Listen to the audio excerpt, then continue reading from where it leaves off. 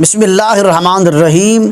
بھینس کٹے کی قربانی کے متعلق فقہا کرام اور علماء لغت نے بھینس کو گائے کی ہی قسم میں شمار کیا ہے، اسی لیے گائے کی طرح بھینس کی بھی قربانی جائز ہے۔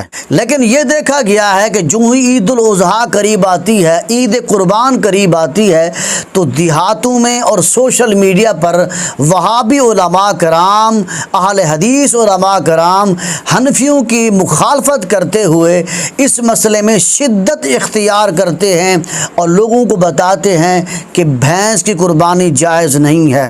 اب میں انہی کی کتابوں سے، یعنی وہابی علماء کرام کی کتابوں سے ان کا رد کروں گا اور بتاؤں گا کہ بھینس کی قربانی کرنا جائز ہے، کیونکہ بھینس گائے کی ایک قسم سے ہے۔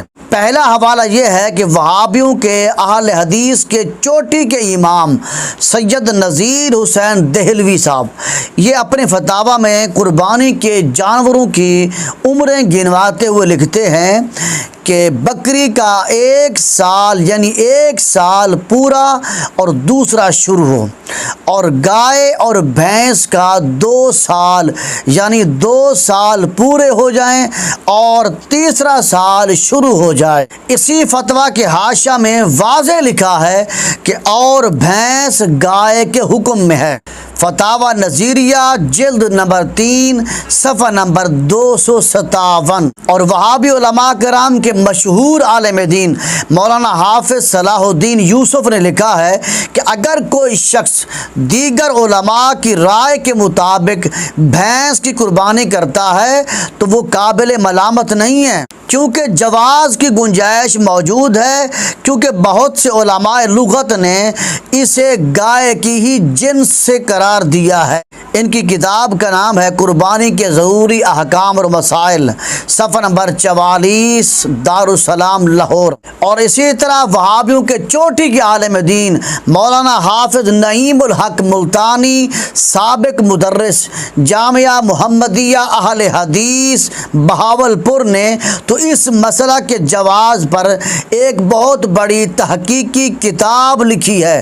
اس کا نام ہے کتاب بنام بھینس کی قربانی کا تحقیقی جائزہ۔ انہوں نے اس کتاب کے ایک مقام پر لکھا ہے کہ اور بھینس بھی پوری امت کی اجماع سے بکر یعنی گائے کی ایک نوع ہے، لہذا مذکورہ بالا وجوہ کی بنا پر کسی بھی شک و شبہ کے بغیر بھینس کی قربانی کرنا جائز ہے۔ ان حوالہ جات سے ثابت ہوا کہ بھینس کی قربانی کرنا جائز ہے، لہذا بھینس کٹے کی قربانی میں شک نہیں کرنا چاہیے، کیونکہ بھینس بھی گائے کی ایک قسم ہے۔ ہو سکتا ہے کوئی اعتراض کرنے والا اعتراض کرے کہ قرآن مجید میں گائے کے لیے بکر کا لفظ آیا ہے، تو یہ بتائیے کہ بھینس کے لیے کون سا لفظ استعمال ہوا ہے۔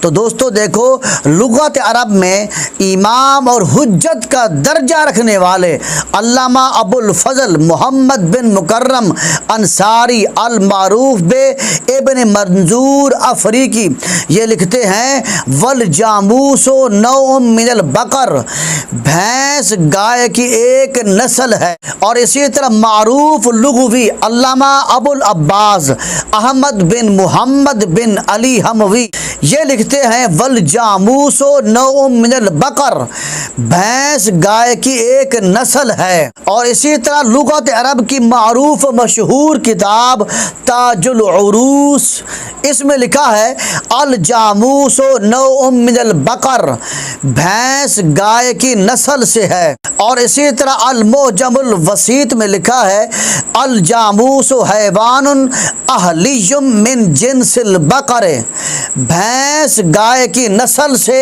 ایک گھریلو جانور ہے۔ تو جیسے قرآن مجید میں گائے کے لیے بکر کا لفظ استعمال کیا گیا ہے، اسی طرح عرب میں عربی لغت میں بھینس کے لیے جاموس کا لفظ استعمال کیا گیا ہے۔ خلاصہ کلام یہ ہے کہ ان تمام تصریحات کی روشنی میں جیسے گائے کی قربانی کرنا جائز ہے، اسی طرح بھینس کی قربانی کرنا بھی جائز ہے۔